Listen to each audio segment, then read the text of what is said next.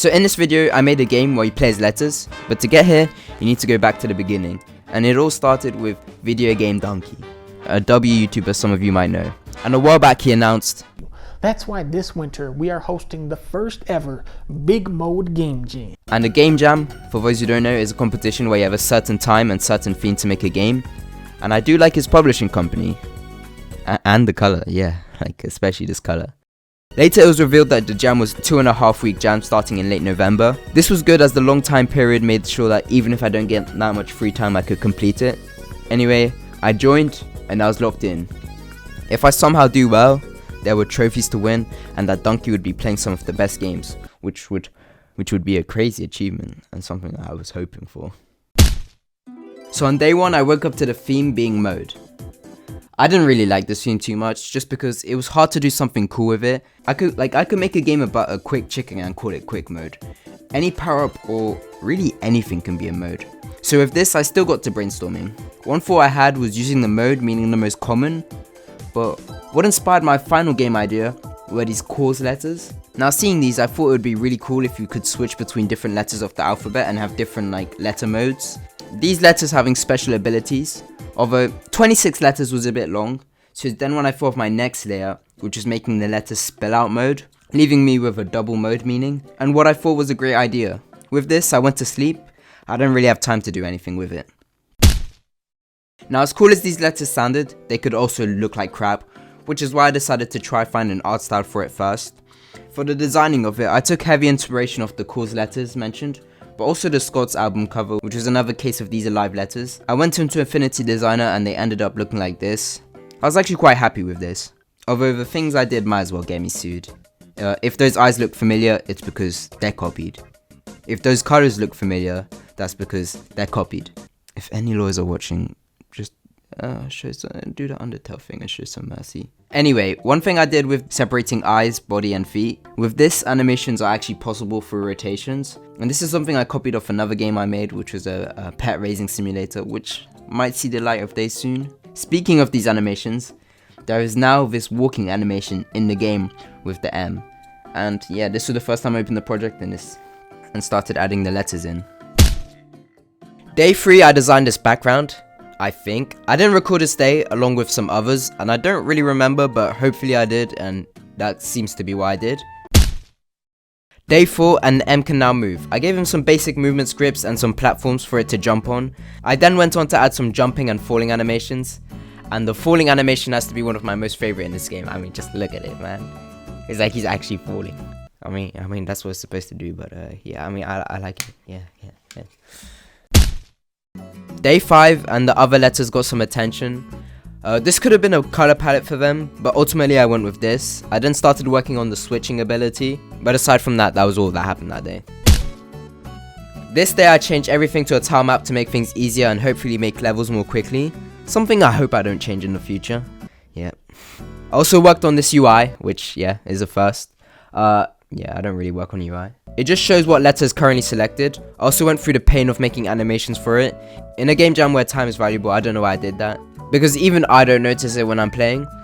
But extra effort just shows what a dev I am. A dumb one. Yeah.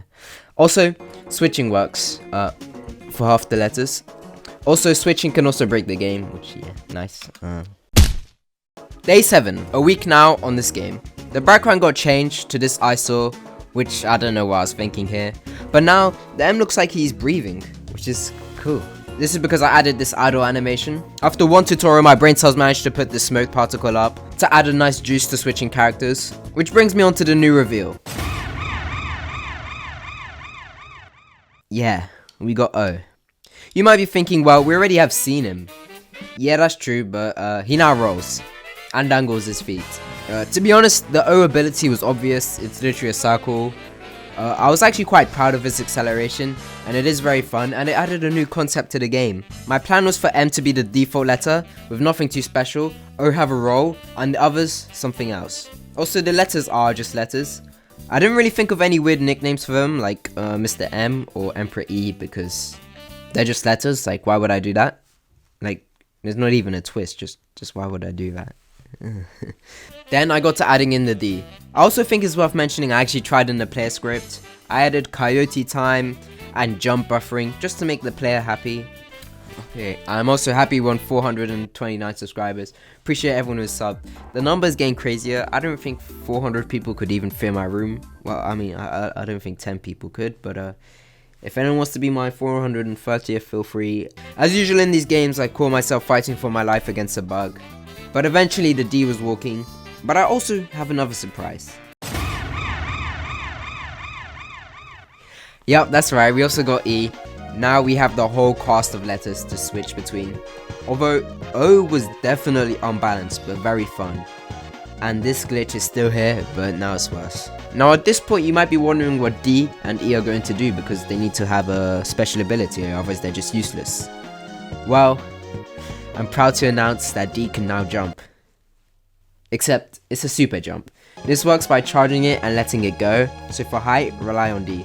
Now for the E, I went with a dash. To be honest, I was stuck on what cool ability to give it, so I just chose a dash.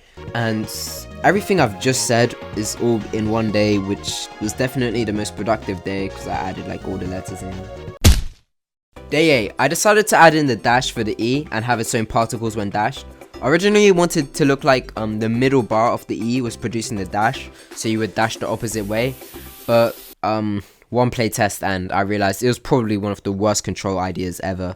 However, with the E dash in the game, this game could be optimized insanely well as I was learning. You could do a dash on ground and then air to double dash, or use D super jump and then chain it into an E dash, and the movement options were kind of getting crazy.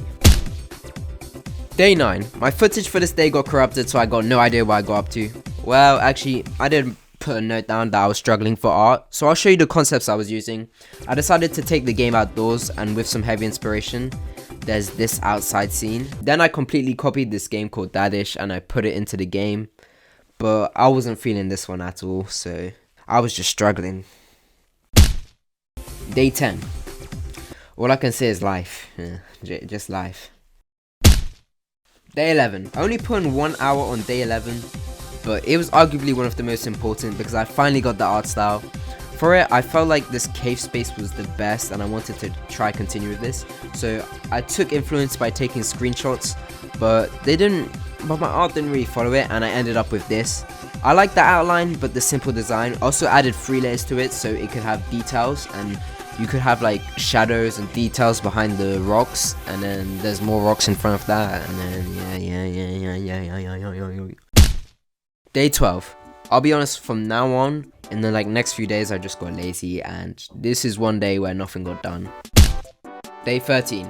I made a bit more of the level and then put it into my game with a few colliders. I also added this star in the corner as I thought it'd be a nice way to get users to explore the map to try find the star. Also, the letters are there for future tutorials, as in game jams I would say tutorials are quite important. I also increased the thickness of the outline of the characters, as I previously couldn't even see the outlines, and this is just a change that I really like. It just makes the letters more defined, more in the world, I guess.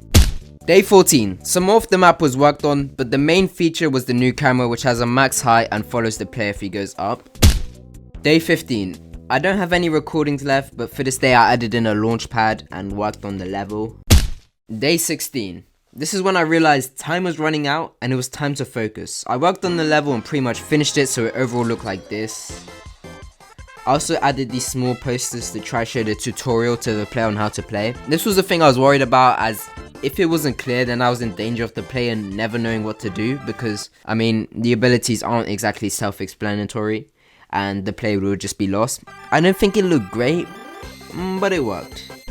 Day 17, I finished the level off and I started adding some touches. The star has a light now, and I also got in the studio and made some music and then stole some sound effects to give it a little boost. With this I was kind of done. I added some lights in the background, and that was my plan to add ambience. However, it didn't really work, and I would say this is a failed part of the project, unfortunately, because it was kind of supposed to carry the project and it didn't do too much.